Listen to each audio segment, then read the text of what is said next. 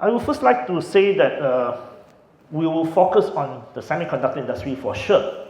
But I also understand and fully aware that we should also not forget the full gamut of the E&E industry. The EMS industry is interesting. I also see EMS industry going into AI server rack, which is interesting connection. Equipment, we talk about the likes of Vitrox. Metal fabrication is also part of part of this whole supply chain that makes Malaysian supply chain very strong. So much as I'll just move into semiconductor, I'm aware, and I think we should also be aware that we are strong because we have the full gamut of supply chain. The semiconductor industry is going to be more and more important as the AI boom is happening, and the use of chips in automotive, in medical devices, in almost practically everything in our life that matters. So we gather here as the year of 2024 is almost nearing an end to celebrate a great year for MSIA. I think Siew Hai has not worked so hard for quite a while. This year, at least I'm aware that what I'm told, Siew Hai was in the Netherlands, Siew Hai was in Brazil, and every week you flip through the age, you see Siew Hai's face there. So this is a great year for MSIA, and we have achieved a lot. We have achieved a lot because this is also the year that, for the first time in many years, the Malaysian government has shifted the thinking from on semiconductor.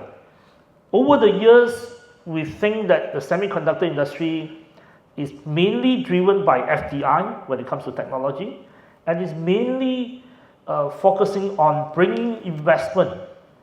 But this is also the year through a lot of lobbying by Siew Hai and also the industry, that the Malaysian government now see the semiconductor industry as a very important industry, and therefore the Prime Minister launched the National Semiconductor Strategy at the Southeast Asia on 28th of May this year.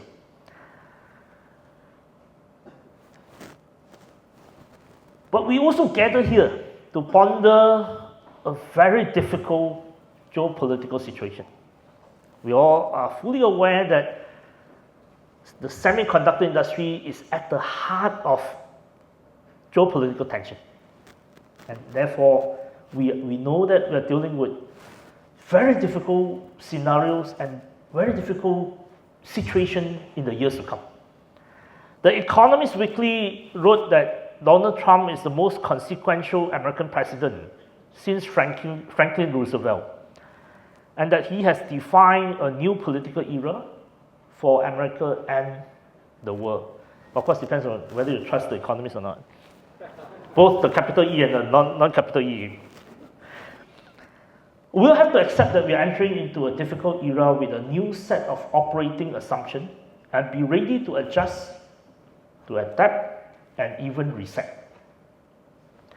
The semiconductor industry offers huge opportunity for Malaysia, but at the same time, geopolitical risks are a double-edged sword.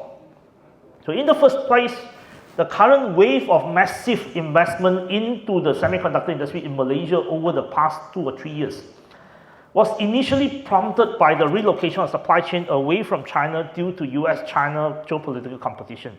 So the competition has opened up a new opportunity for Malaysia, a window of opportunity for Malaysia. However, this is where, while we were chatting, I thought I steal from CS' mind, because we were talking about the same thing, but I wrote the speech before I talked to him. So we should really, I think great men think alike. If Malaysia continues to stay as an outsourced manufacturing site and not move up to do more sophisticated stuff, time and tide waits for no one. in no time will not be relevant. Either because the supply chain is home-shore to the United States and the more advanced economy, or the manufacturing work will be outsourced to a cheaper location. Then we'll be caught in the middle again. Malaysia, especially the semiconductor industry, will have to do more to create Malaysian technologies. Yeah, I echo what Siu Hai said earlier. As you are probably more now familiar with my book, Second Takeoff, the first takeoff did not last. Okay? The first takeoff happened between 1988 and 1997, and it was initially prompted by the US forcing Japan to appreciate yen in 1985 in the Plaza Accord, and subsequently, because of yen becoming too expensive and therefore very expensive to produce in Japan, Japanese firm relocated to Malaysia, Batam, Singapore, and Thailand, and subsequently, the Taiwanese and Korean suppliers to the Japanese firms also came to Malaysia. So that was the first phase. But of course, at that time, most Malaysian businesses were very busy with the stock market boom and also with real estate bubble. So it did not last because we did not create technology. So by the time when China joined the World Trade Organization in 2001, Malaysia was bypassed. Malaysia was bypassed because we did not create a Samsung, we did not create a TSMC, we did not create a Huawei and the like, and the supply chain here. So this time we hope we can do it differently. Like what Siu Hai said earlier, this time we hope we can build local capability, we can build Malaysian technologies, and we hope we can, through this process, create Malaysian semiconductor regional or even global giants. This is why at the center of the national semiconductor strategy, it is about this point that we want to see 10 Malaysian companies becoming companies that has a annual revenue of $1 billion and 100 Malaysian companies that has the annual revenue of 1 billion ringgit. Not easy because we are only 1/10 of that number. But we believe that this is the time that we should do more together. And as pointed out again by Siu Hai, we want to see more innovation.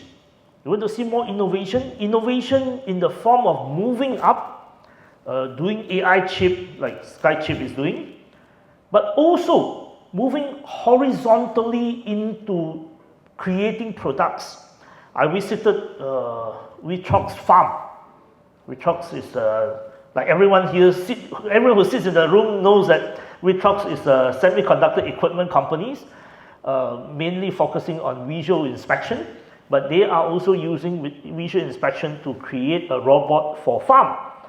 I think we want to see a lot more of horizontal expansion and innovation, horizontal innovation into various segments of Malaysian life, so that whatever capability we have at multiple levels in the semiconductor industry can also be used to solve daily problems or problems of daily life, and therefore creating Malaysian innovation, Malaysian IP at both levels. So we want to move up in terms of sophistication in the semiconductor industry, and particularly in the AI realm. But we also want to move horizontally into daily life and innovation for daily life. The point is to own technology. The point is to create technology. Now, of course, this is not easy. We have to rethink our approach. We have to rethink our approach. Within the normal conversation of this country, most people are either talking about having more government grant or complaining that we don't have enough funds, or looking for FDI. I think we will have to rethink our approach. Number one, we will have to start thinking of the whole toolbox of some form of industrial policy. Now, industrial policy was a dirty word just a few years ago, but The Biden administration make it legitimate, and I believe that the Trump administration will do it more. So we will have to look at the toolbox. I mean, it doesn't have to be a full-fledged, and we can't do a full-fledged of industrial policy because we are still a trading nation, we're still quite an open economy. But looking at the toolbox of industrial policy is now legitimate. EU is also doing it. But of course, as I say, we can't do everything. We have limitation placed on us, but we should open up our thinking to see what tool that we can take from the toolbox. Secondly, we also will need to look at how to marry public funds and private funds. It is important that each of these investment shouldn't be just grant-based. And I know Jeffrey from CREST and also Zahid from MPC will tell you if we focus just on grant, we'll create grant-entrepreneur. That's a joke that we have. But I know you're not there. We're not there. But it's important that we start looking at how to both have skin in the game for private investors or for private venture, but at the same time, government investment corporations, GLICs can come in, and government can come in as well. So Prime Minister Dr. Sri Anwar has announced in August that the Finance Ministry has directed the GLICs to work on a Gear Up program. A Gear Up program of channeling 120 billion ringgit over a period of 5 years into Malaysian technology. I think this is the directions that we welcome, and we hope this can actually work out into something that is able to create Malaysian technologies. So having the private and public coming together to find ways to fund technology is important.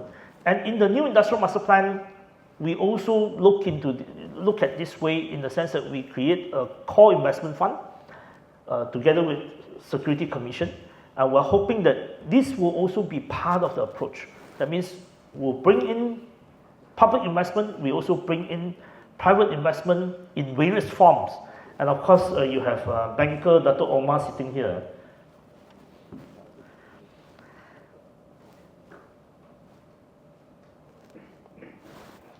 One final question that I want to come to is, what do we envisage the years to come?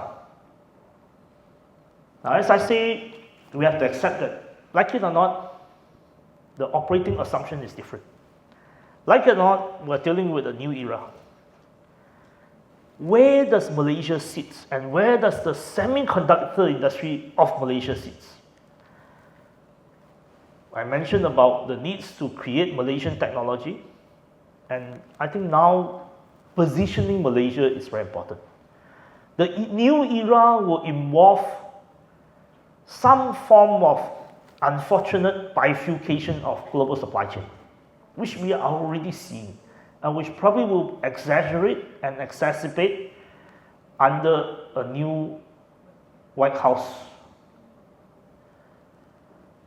So we will be seeing intentional, unfortunate but intentional bifurcation by the major powers, US and China. But how do we hold a strong middle, and how to position Malaysia as part of the middle? When it comes to technology, I agree with CS, we must see ourselves in creating an indispensable supply chain in Malaysia.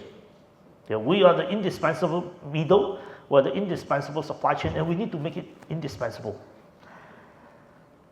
But where do we see the world going? I think the next 10, 15 years, we must be very clear that we want to be the middle, and we also want to create a strategy where we can place ourselves in the geopolitical middle. Much as there will be intentional attempt to bifurcate global supply chain, the middle may still be quite large. This year, Prime Minister visited Brazil, Prime Minister visited India. The Indian High Commissioner is here. I think we somehow think, we could be wrong, as no one knows what the future holds. But we somehow think that the world is entering into a period where the Saudi is seriously looking at the semiconductor industry. UAE is seriously working on AI, and they are very serious. MSIA, I visited Brazil, and also Siu Hai visited Brazil. We think that Brazil is serious about doing more in the realm of semiconductor industry. There was a forum in Penang organized by the UK High Commission. Right? I think, and we want to do more with EU as well. We think that the world still have a huge middle that we can position ourselves, and we need to work with partners. We need to work with partners to build that strong middle so that Malaysia can be somehow a center, somehow one of the centers, and somehow a center in which global business can be conducted from here. Global business in semiconductor industry can be conducted from Malaysia, and we create that middle that holds the world still together. So you have a great responsibility because the world is not going to be easy. But I hope next year when we come back, we will celebrate a lot more achievement by Siu Hai and MSIA, and I hope MSIA will be at the forefront. MSIA, the semiconductor industry, and the broader E&E supply chain in Malaysia can help Malaysia to continue to prosper, to have a second economic takeoff, and to help us to navigate this very difficult global environment and thrive in this global environment. Thank you very much.